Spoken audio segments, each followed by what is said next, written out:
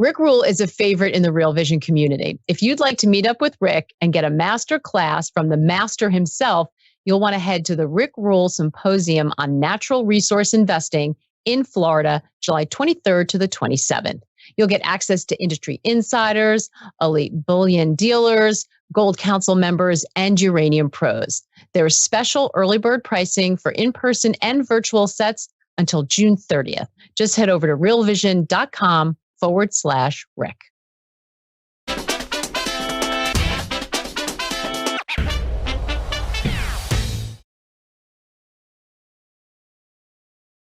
How high will U.S. rates go? Hi, everyone. Welcome to the Real Vision Daily Briefing. With me today is Joseph Wang, principal, FedGuide.com. Hi, Joseph. It's great to see you again. Hey, Maggie. It's so great to see you again. It's great to be back. Yeah, on a week that, as we were discussing right before we came on, has been very busy for central bankers. We've heard from all of them on the same stage at one point, and we've got some really interesting economic data, and that really seemed like it was driving today here in the U.S. We had a little bit of mixed action on stocks. The Dow, S&P, and Russell all higher. Russell up by more than 1%, but NASDAQ just about flat. Looks like it was trying to sort of come back and inch into positive territory. We had yields up on treasuries after U.S. GDP revised up, and it seemed to catch everybody by surprise. What's going on with this U.S. economy? That's a great summary. So what I think is happening is that over the past few months, there's been a lot of people in the investment community who are thinking that the U.S. is going into a recession. And if you are going into a recession, I think the standard playbook over the past few years was to buy big tech and buy bonds, wait for the Fed to cut rates. And that's been the story for the past couple years, actually. The market has always been basically fighting the Fed, thinking that the Fed would be cutting rates anytime soon. This recent data really turns that narrative upside down because the GDP data was very positive. So this is the third read of the Q1 GDP. The GDP data usually gets revised several times. And so this revision was very positive. It shows that GDP growed at 2% annual rate the first quarter. Now, this is notable for a couple reasons. First, it shows that we're not in a recession and the economy seems to be accelerating. Okay, so that's the complete opposite of what many people expected. And the second point is that this is above the Fed's perceived long-term trend. So the Fed has been trying to slow the economy down, try to get inflation down. According to Fed's forecasts, they think that the potential growth of the US economy is 1.8%. And Chair Powell has been telling everyone they want to get GDP to grow below trend. This is not below trend, this is above trend. And it shows that after doing 500 basis points of hikes, the Fed doesn't seem to have accomplished what they want to accomplish. And that suggests more rate hikes, and it suggests, of course, higher yields, and in my view, ultimately lower risk asset prices as well. So, and we'll dig into that a little bit in a moment. We've, by the way, got some great questions coming in already, and we will get to them, everybody. But let's just sort of get Joseph's sort of macro thinking before we dive in. It's interesting because they decided to pause, right? And so he kind of has explained that many times as that they're still very hawkish, but it's just speed isn't as important right now. But it's interesting to see that even that GDP come up higher than expected. And it's not just that, right? We had weekly jobless claims fall the most since 2021. It seems on so many different levels that, as you point out, it's not just resilient. That's the word we were using. It seems like it's sort of regaining momentum in some areas. Is this just the policy lag is taking longer, or is the tightening they've done to date just not enough? So I think that it's because the policy they've tightened is just not enough. And with respect to lags, I actually think the lags have already passed, and that's why we're reaccelerating again. I think a really good area to look at is housing, for example. Housing last year, mortgage rates went up, went to around 7%. Housing slowed down a lot. House prices came down a lot. And then some point in Q1, it seems like housing prices bottomed and housing is reaccelerating again. And by the way, at Chair Powell's recent press conference, he also said that as well. So that seems to be that the tightening happened and is over, and now we're working through that. And home builders are approaching all-time highs. Housing starts are increasing again. Housing prices are increasing again, and that's supposed to be one of the areas that is most impacted by interest rates. So I think the Fed has a lot more work to do.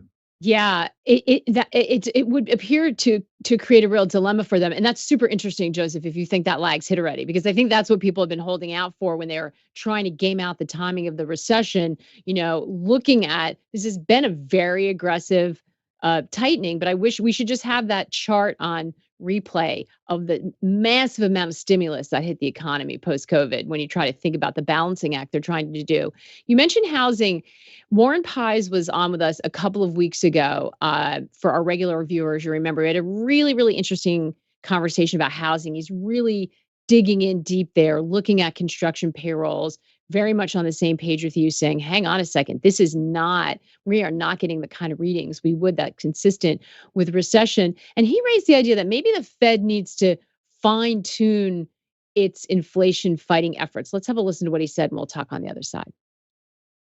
If it was me, I think what they could do is you're talking about the housing market, you're talking about borrowing channels, raising that front end. What we've seen is it has this kind of perversely stimulative effect where it actually increases this interest income to a certain small segment of the population who already have a lot of money.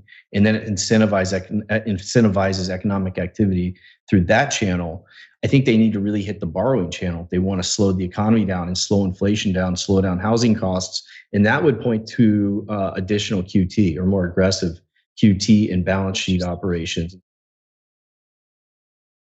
I thought that was such a great observation, and I've been thinking a lot about it because we just haven't been talking about QT at all. So, and I think it speaks to this maybe two zone economy where there are the haves or those with some wealth, especially wealth connected to investments, treasuries, the higher yield that are benefiting still from this and maybe have some of that, the gains in tech or the stimulus still in their savings, and then other parts of the economy and workers that are much more stretched, and who are running up their credit cards and who are living paycheck to paycheck, and we still see that. We anecdotally know it, right? Many of us are those people. So what do you think? Is there a conversation at the Fed that maybe they've got to be more targeted and try to address the parts of the economy where there still is a lot of stimulus? So absolutely, I think Warren makes a really good point in that the Fed should be trying to, I guess, change their path, the way that they are doing more restrictive monetary policy, but perhaps changing their QT to try to get longer dated yields higher. After all, raising the overnight rate doesn't really pass through to the economy all that much. It's really the longer dated yields, let's say the 10-year, that's much more economically sensitive, right? If you are getting a mortgage, then that's mostly keyed off of the 10-year yield. But the Fed actually has been pretty resolute when as to not changing their QT policy. From their perspective, it very much seems like it's on autopilot. However, right now, it's expected that the U.S. Treasury will continue to issue massive amounts of debt. I think the expectation right now is between 1.5 to 2 trillion a year, basically forever. So eventually, I would expect the 10-year yield to go higher. One thing, though, is that I think the Fed has kind of, made kind of is kind of creating a problem for themselves because over the past few years, they've basically taught the market that, you know, um, if anything bad happens, we're going to cut rates, we're going to cut rates. So now when they want to change their tune, the market doesn't really believe them. And so that's part of the reason why longer dated yields are stuck at such a low level, simply because the investor class has been conditioned over the past few decades to always expect lower rates. And so that psychology has to change before I think we can actually get monetary policy to be more restrictive through higher longer dated yields. Now, Warren also makes a really good point that I like in that monetary policy raising the overnight rate has an uneven balance where increases interest rate income for some people. So I took a look at this for the non-financial corporate sector, and this is really interesting. So in quarter one of 2023, the net interest rate payments made by the non-financial corporate sector in the US actually declined compared to last quarter. Now, how does it make sense for interest rates to go to 500 basis points and yet the net interest expense of the non-financial corporations declines? That's because a lot of their debt is longer dated at record low interest rates, but they also have a lot of money market fund investments and deposits at commercial banks that are paying close to 5%. So far, it hasn't actually been constraining to the non-financial corporates. It's been uh, marginally increasing their interest income. That's so interesting. So that's stimulative.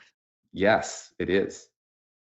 It's funny because we talked to Warren Mosler, and I know MMT is controversial and people feel really tribal about it, but he was making this point that conversely, now I don't know that you can run the logic all the way out. I think if you start to do that, that's where we get some disagreement. But this idea that raising rates has a stimulative effect is some people really push back on that, but it appears that that is true for segments of the economy. Absolutely, for segments of the economy. And it also depends on your stock of public debt.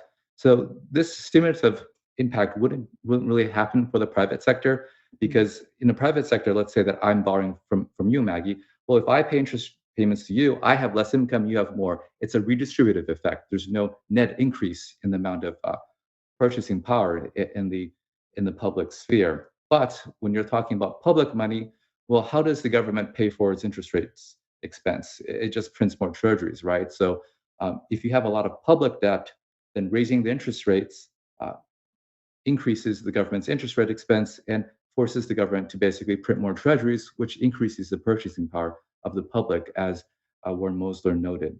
So our debt to GDP is pretty high. I'm not sure that it's high enough for that impact to dominate all other impacts, but it's definitely something we need to keep in mind simply because we haven't actually been at this level of debt before. Well, actually, not since the wars anyway. And interest rates are very high. So I think that makes the Fed's job a lot more difficult going forward. Yeah, that's a great observation, and it's I think important for us to tease that out as we scratch our heads and wonder why we're seeing the economy continue to, fire away as it has, given all in the face of those rate hikes. So one thing you hear, Joseph, and I don't know if it's just the other side of the coin of something you just said a moment ago, if you see difference. Some people, you just said something very interesting that the markets are kind of conditioned that when things go bad, the Fed's just going to come in and hike rates. So they're kind of looking out as they do and anticipating that that's what's going to happen. Is this the same as if we hear people say the Fed's, because they're working with basically the blunt instrument of the Fed funds rate, they're going to hike until they break something. And what they're going to break is the economy and the labor market. And we will have a recession because the only way they're going to get inflation under control is to force us to have a recession. And at that point, depending how bad it gets, we're going to have, or if they break another part of the system, they're going to have to come to the rescue. Is that the same thing, or do you see market psychology as something separate? Can the Fed change the psychology of the market, but maybe not throw us into a deep recession? I think there's definitely some of that going on. I think if you ask me, or I think most people a couple years ago, what would happen if the Fed hiked rates to 5%? I think we would all be very bearish on the economy and the financial assets. But we're at 5% and things seem to be okay. We have the stock market basically going up every day for the past month. So I think the people who are betting on, let's say, the Fed is going to have to cut rates soon because something will break, or we will go into a recession, have been wrong so far, and I think they'll continue to be wrong. And I think so for a couple reasons. Now, if you're thinking that if you hike rates to 5 or even 6%, you're going to cause some kind of financial accident where we have some kind of financial crisis Mm. that forces the Fed to cut, I think that's not in line with how central banks operate today. Now, there's been a lot of discussion about this in the central banking community, and that is to say, how do we maintain restrictive monetary policy uh, and financial stability? And the conclusion is that we can roll out these targeted facilities to address any financial instability that arises. And we've seen this in action more recently twice. Now, the last 2 quarters ago last year. So at the end of last year, the UK obviously had an accident in their gilt market imploded, gilt yields shot to the moon. And what the Bank of England did was they rolled out targeted asset purchases. And after the situation calmed down, they went right back to hiking rates. So targeted facilities prevents implosion, so we can keep hiking rates. No need to cut rates. Same thing happened in the US in March. So we had a bit of a panic in the banking sector. Fed rose out, new bank lending facility, and then goes back to hiking rates. So if you're thinking that the Fed would eventually break something in the financial markets, forcing them to cut rates, I just don't think that's how the world works anymore. Now, That's so interesting. Yeah. on the second point, let's say the Fed hikes a lot, we get into recession, and the Fed cuts rates. Again, this strikes me as breaking the cardinal rule of investing. That is to say, don't fight the Fed, which has been the rule for since the great financial crises. Now, the Fed has been telling you very clearly that it wants to slow economic growth down. It wants the unemployment to go higher because that's how it thinks that it gets inflation under control. So if we get a recession, if we get slower growth, that's exactly what the Fed wants. Mm. They were telling you they're going to keep rates higher for longer, and not just the Fed. Basically, all the developed market central banks, except the Bank of Japan, have been on this. Now, I would also note, though, that since I study the financial system, and that's kind of how I make my investment choices, the Fed has hiked rates to 5%. But if you look at common channels of monetary policy transmission, it's just not effective. And so that link between high Fed funds rates and weak economic growth uh, doesn't seem to be there. And we can see the evidence of that clearly today as GDP continues to be revised higher. As Warren Pye notes, of course, housing market still quite strong. Um, if you look at financial assets, which is also a way that the Fed tries to tighten monetary policy, negative wealth effect, lower financial assets, people have less wealth to spend, less demand for goods and services. But if you look at financial assets, they're all doing quite well. So, the channels of monetary policy transmission are not working as well as the Fed thought they would. And that's why they keep revising up their economic projections and as well as their terminal rate. And I suspect they have more revisions upwards to go. Do you have a target for the terminal rate? How high do you think rates can go? Yeah, so if you look back for the past year, in the beginning, the Fed was telling everyone that we're going to be higher for longer. We're going to hike to maybe to 5%. And the market was fighting that, thinking the Fed first that they would not get there. Secondly, when they get there, they would cut rapidly. Now the market is becoming more and more on the same page as the Fed, thinking that maybe we might actually do have two more hikes this year to get to 5.5. I think 5.5, that's reasonable. But if I had to weigh the balance of risks, I think the risk is that we go even higher, uh, even perhaps to 6%, maybe not by the end of this year, but maybe early next year, simply because what they're doing is not working. And what we see clearly is that the US economy is doing well. Wow. Okay, that's a big adjustment to get to. So, let's cycle in a couple of questions here. Um, Daniel asking, do you have any insights you can share about regional U.S. bank capitalization ratios at current? Just so if folks missed it, major banks and institutions passed the stress test today pretty easily by the signs of it. In fact, J.P. Morgan Wells, they were some of the biggest gainers, best performers today. What are you thinking about regional U.S. bank capitalization ratios, Joseph? So I think so right now, Vice Chair Barr of Supervision at the Fed, who's the guy in charge of setting regulations for banks, is in the process of proposing new bank capital regulations. And if you listen to the most recent testimony of when Chair Powell went to Congress, you note that the congressmen were basically very, very interested in one thing, and that is bank capital requirements. They had, I don't know, over and over again, they were asking Chair Powell, are you going to raise bank capital requirements? Is this a good thing? Don't you know that this will constrict lending and so forth? So on the one hand, you have the Fed and probably some politicians wanting higher capital requirements. And you have the second thing, and that is the bank lobbying groups are in full court press to try to stop this. So at the end of the day, I suspect that we will see some kind of higher capital requirements for some of the large regional banks. Now, these aren't the small banks. In the US, you have about 4,500 banks. The vast majority of them are very small and will not be affected. But going forward, you could see, I think, not just the GSIBs, but let's say the next tier down, the super regionals have slightly higher capital requirements. Now, at the moment, I think the capital that they have is totally adequate. Now, what happened in March was not a capital problem from my perspective. Capital is a liability of a bank. It's used to absorb credit losses. There have been very limited credit losses. What happened in March was a liquidity problem. So, from my perspective, I don't think higher capital requirements is necessary, and so I also don't think that the banks lack capital today. Mm. So, speaking of liquidity, I think it's Las or Lasse. I'm sorry for pronouncing your name wrong. Thanks for the great shows. Oh, thank you. Question: could Mr. Wang comment on the global liquidity situation? Does he see it declining or growing? So liquidity is a kind of a amorphous term. I think if you ask 10 people, we have 10 different definitions. What people commonly think of from in the Twitter world, actually, when they think of liquidity, it's often referring to something like reserve levels of commercial banks. See that actually staying about where it was right now. There is a lot of concern that uh, after the debt ceiling was uh, after the debt ceiling was resolved, that the TGA, so that the federal government would try to refill its checking account at the Fed, called the Treasury General Account, and that would suck out uh, liquidity out of the banking system. That was a very likely scenario at that time.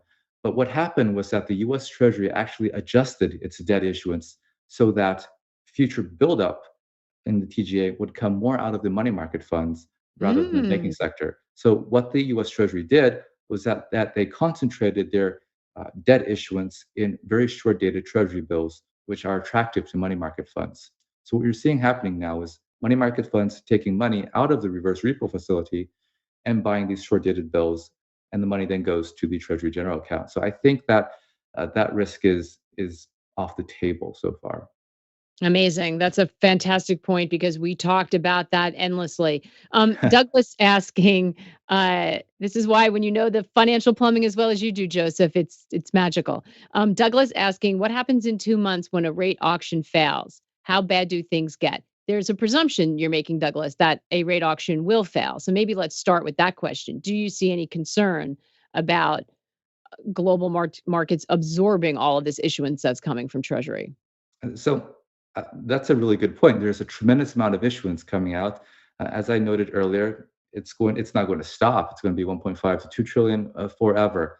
Now, I'm not worried about an auction failed. So the way that the U.S. government sells debt is that it sells debt through auction. So the auction is held by the New York Fed, and the participants are largely the primary dealers, which are regulated entities that have the special privilege of trading with the Fed.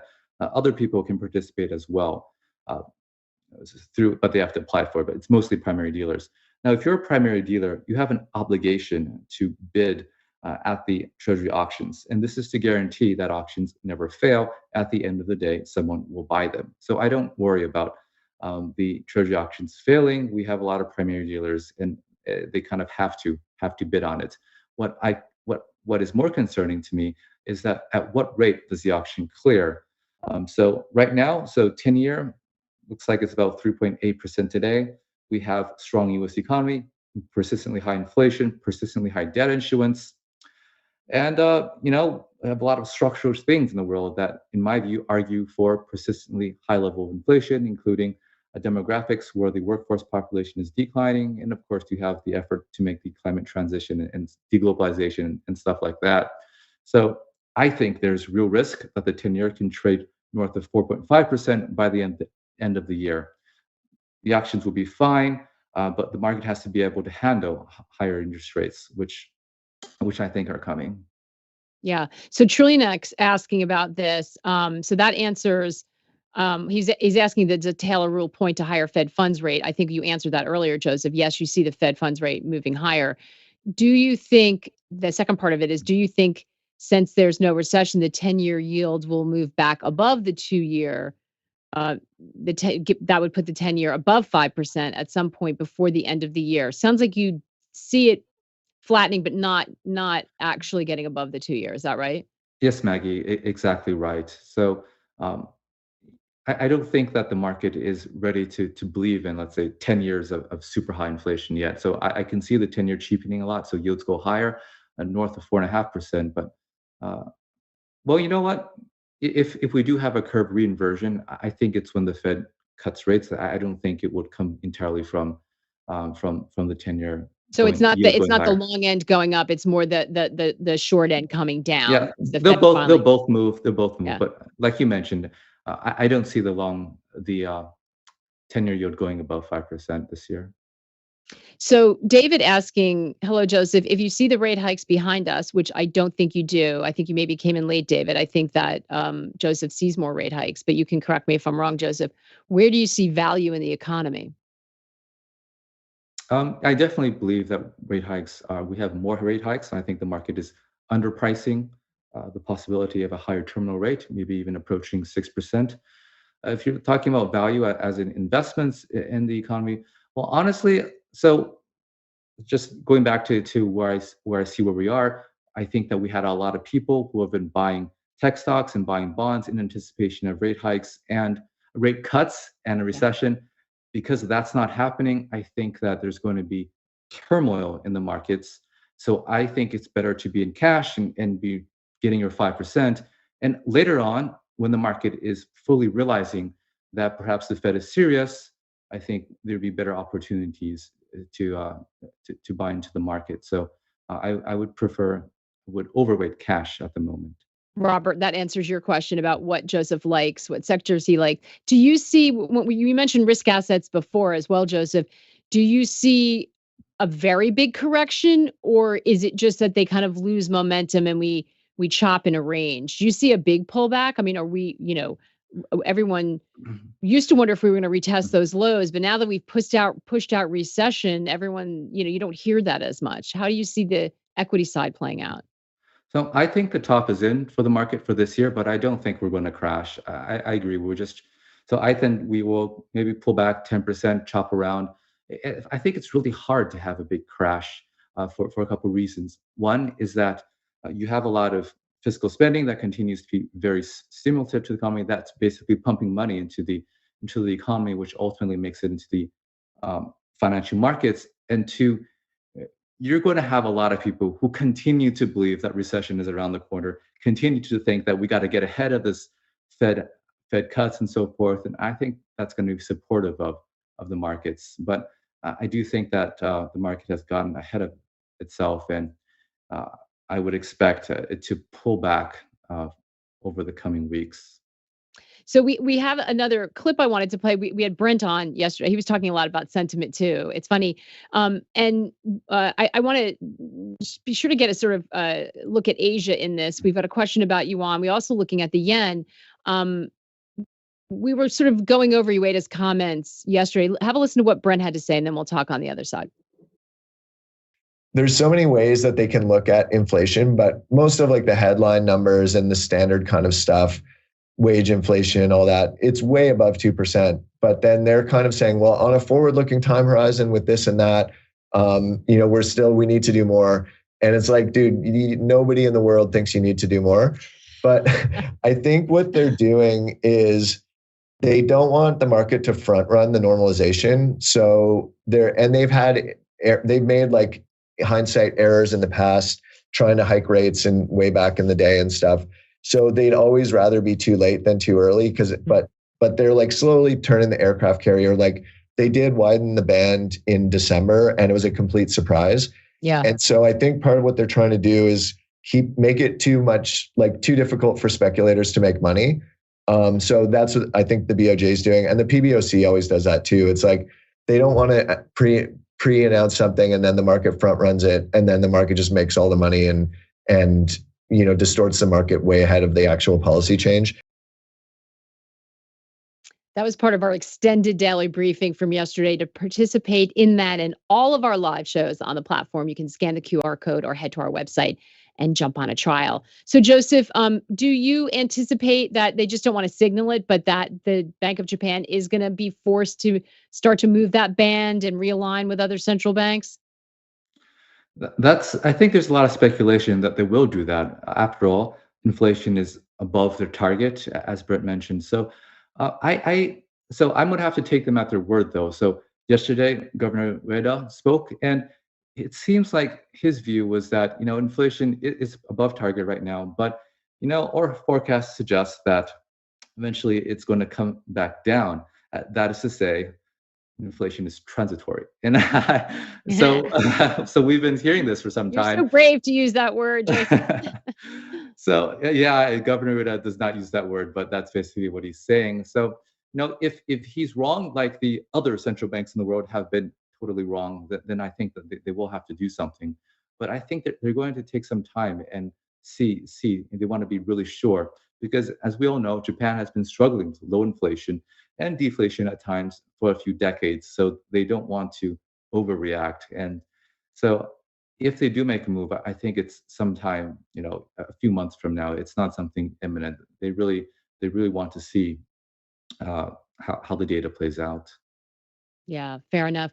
Uh, and China, will they be easing? It looks like they've been easing. So China is an interesting part of the world. So in the Western world, we're struggling with high inflation. In China, they have low inflation. They're trying to stimulate their economy. It looks like that they're in easing mode right now. So I'm not as familiar with how the policymakers there think. So uh, just going by what I hear, it seems like they're going to continue on that path. Yeah, you and most of the rest of us, Joseph, it is very opaque trying to get reliable information out of China. It's something we all struggle with. Joseph, this has been a fantastic conversation. Thank you so much. I just want to make a mention to Saul. He had a great question about the uninversion of the yield curve. I don't know that we really have time to tackle it. Let's see if we could do it really quickly. Why is the uninversion of the yield curve historically more bearish for equities? Is this due to a response to weakness that was priced in? Or due to lack of deficit spending? Is a I'm going to say an uninversion, let's say flattening. um, is it always bearish for equities, Joseph? So I think usually it's bearish because the way you unvert is that the central bank cuts rates, and if the central bank is cutting rates, that means that things are not going well in the economy. So I think that's historically how it's been. Yeah. And And if right it's now, from the other side, it's because they're raising rates that, in that way, then yeah, either way, there's some pain involved, right? That's going to hit profits. yes, for sure. Awesome. Great question though, Saul. And anytime you have something like that, like why is this happening? Don't forget to roll into our academy sessions. We're having one next Friday. We usually send out emails in the newsletters, and we'll try to flag it on this show as well. That's when members come on and they can ask our experts, Roger, Andreas, anything about sort of like how things work and some of the topics we cover in the academy sessions on our platform or the Real Investing course or any of our master classes. So it's fantastic give and take. We do it for like an hour and they've been great the first couple we've done. So if you have something like that you're really trying to understand and unpack, feel free to put your name out for one of those. We'd love to see you on camera. Joseph, fantastic stuff. Thank you so much. I think you really helped us understand this tricky spot we're in and the fact that everyone's going to have to go back to the drawing board and really recalculate what they're expecting from the Fed. We appreciate it. My pleasure. Thanks for inviting me. We will be back tomorrow, summer Friday time, 1 p.m. Eastern. So make sure you change your calendar. Hope you can all join us. As always, take care and good luck out there.